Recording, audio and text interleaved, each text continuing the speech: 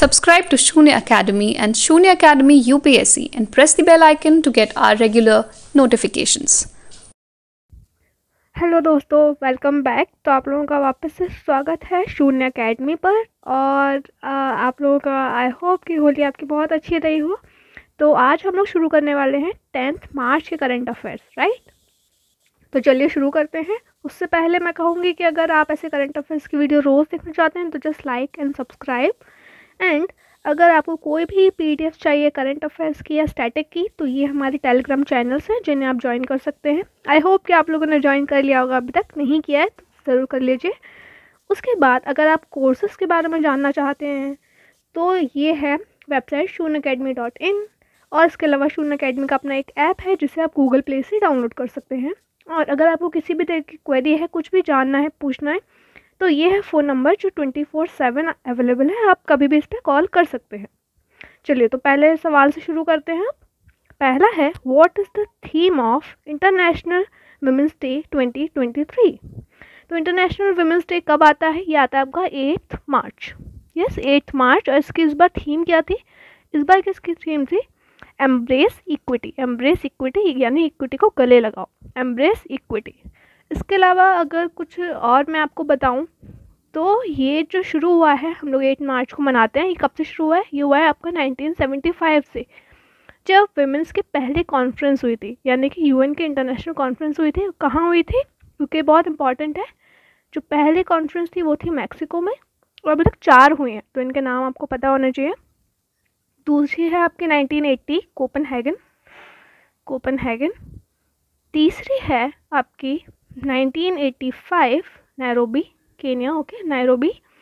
और फोर्थ जो सबसे लेटेस्ट है वो है आपकी 1995 की बीजिंग चाइना।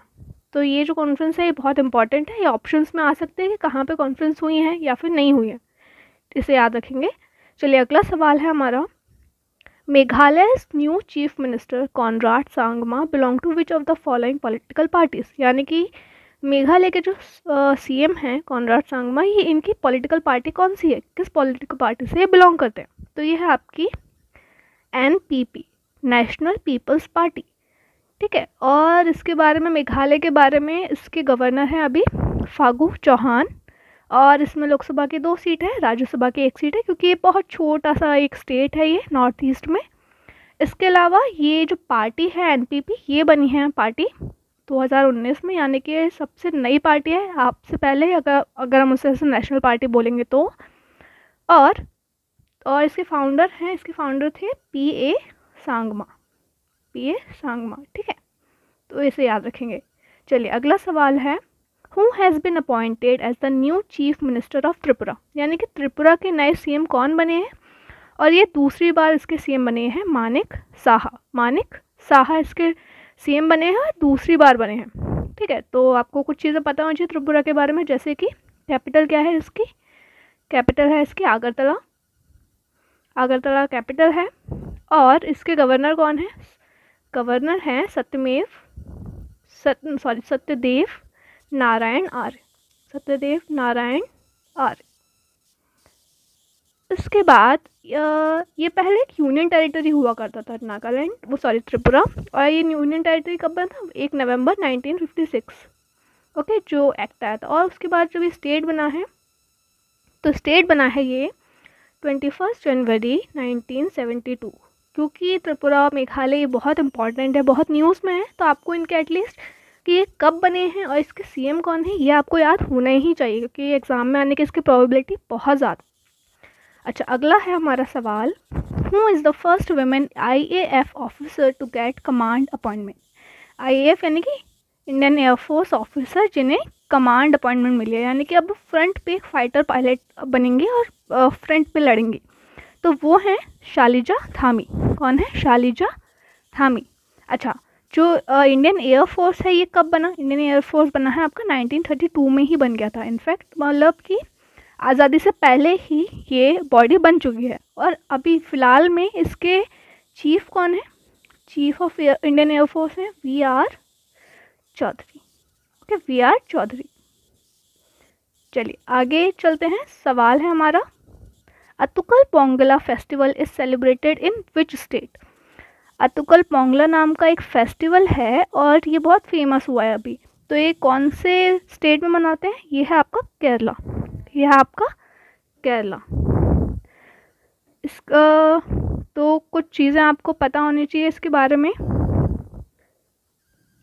अतुकल पोंगला को विमेंस साबरीमाला भी कहा जाता है। क्यों? क्योंकि इस फेस्टिवल पे ये जो गैदरिंग होती है इसमें सारे विमेन आती हैं और ये Guinness book of world records में दर्ज है कि सबसे ज़्यादा विमेन गैदरिंग अगर देखी गई है तो वो देखी गई है अतुकल पोंगला फेस्टिवल में। तो इसे आप याद रखेंगे कहाँ पे? केरला में। ओके, इसे क्या बोलते हैं? इसको विमेंस साबरीमाला भी बोलते हैं, विमेंस साबरीमाला टेम्पल भी बोलते हैं। ठीक है, तो इसे याद रखिए, इस तरह से आ सकता है।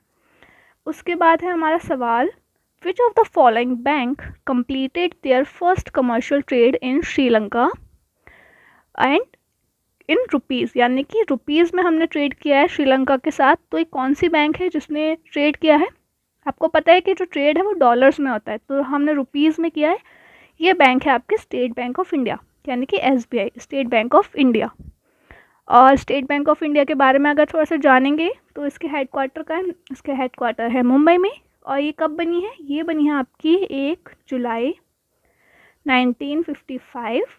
और अभी इसके हेड कौन है? हमने पढ़ा भी था कुछ दिन पहले, इसके हेड बने हैं अभी दिनेश कुमार खारे, दिनेश कुमार खारा। ठीक है, दिनेश कुमार खारा इसके अभी हेड बने हैं। और इसके अलावा कि ये वर्ल्ड की 49th लार्जेस्ट बैंक है, वर्ल्ड की 49th लार्जेस्ट बैंक है। तो ये कुछ चीज़ें याद रखने की।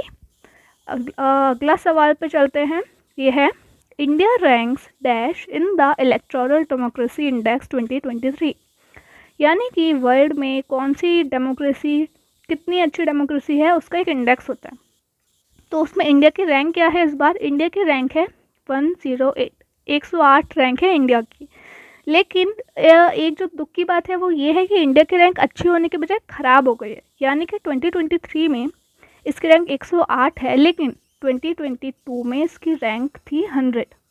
मतलब कि वो रैंक्स अच्छी थी और अभी रैंक जो है वो गिर गई है। इसके अलावा ये जो इंडेक्स है इसको कौन निकालता है? तो ये निकालने वाली बॉडी है वी-डैम इंस्टीट्यूट, वी-डैम इंस्टीट्यूट है ये निकालता है।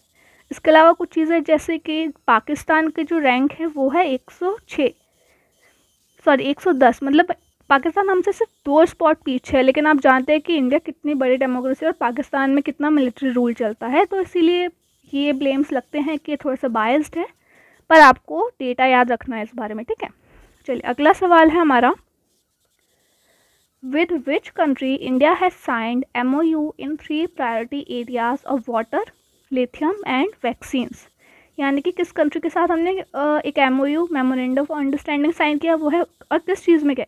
वाटर, लिथियम और वैक्सीन्स में। तो वो कंट्री है आपकी मैक्सिको। मैक्सिको याद है आपको? मैक्सिको कहाँ है? Mexico is in north America, in north America की एक कंट्री है। और इसकी कैपिटल क्या है? इसकी कैपिटल है मैक्सिको सिटी। तो याद रखना बहुत आसान है, इसकी कैपिटल है मैक्सिको सिटी। उसके अलावा इसकी जो ऑफिशियल लैंग्वेज है, क्या आप सोच सकते हैं इसकी ऑफिशियल लैंग्वेज क्या होगी? कैसे इंग्लिश होगी? नहीं, एक्चुअली इसकी ऑफिशियल लैंग्वेज है स्पेनिश। क्यों? क्योंकि कोलोनियल टाइम्स में स्पेन का इस पर राज था, इसीलिए इसकी ऑफिशियल लैंग्वेज स्पेनिश है। तो ये कुछ चीज़ें जो याद रखी जा सकती है।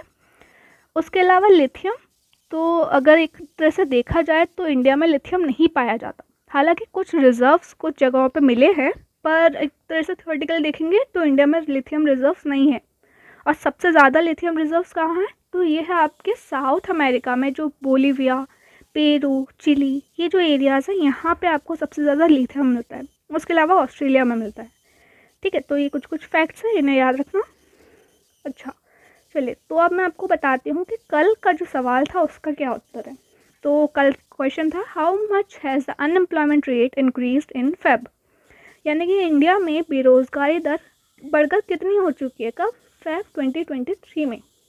तो ये है आपकी 7.45% बेरोज़गारी है। और कुछ ट्रेंड्स देखें तो जो ट्रेंड्स हैं वो है कि अर्बन एरियाज़ में बेरोज़गारी ज़्यादा है। ओके, अर्बन एरियाज़ में बेरोज़गारी ज़्यादा है रूरल के कंपैरिजन में। देन वुमेन के बीच बेरोज़गारी ज़्यादा है मैन के कंपैरिजन में। तो ये ऐसे देख सकते हैं ट्रेंड्स, क्योंकि कुछ क्वेश्चंस होते हैं जो ट्रेंड्स पर भी आते हैं। अच्छा, इसके बाद है वो क्वेश्चन जो आपको कल सॉल्व करके लेके आना है। तो ये क्वेश्चन है dialogue mesmerise 2023 is being held in which city. एक डायलॉग है मैस्मराइज 2023 और ये कौन से सिटी में आयोजित किया गया है ये आपको बताना है। तो मैं वेट करूँगी कि आप लोग कमेंट बॉक्स में इसका आंसर लिख के लेके आएंगे। इससे आपकी भी प्रैक्टिस होगी और आपको एक इनकरेजमेंट मिलेगा चीज़ें सर्च करके पढ़ने का, ठीक है। तो वरना मैं आपको कल की वीडियो में इसका आंसर बताऊँगी। तो चलिए आज यही क्वेश्चन ख़त्म करते हैं। हम लोग कल फिर मिलेंगे और भी ज़्यादा एग्ज़ाम रेलेवेंट क्वेश्चंस के साथ। और ये एग्ज़ाम के क्वेश्चन बहुत इंपॉर्टेंट है।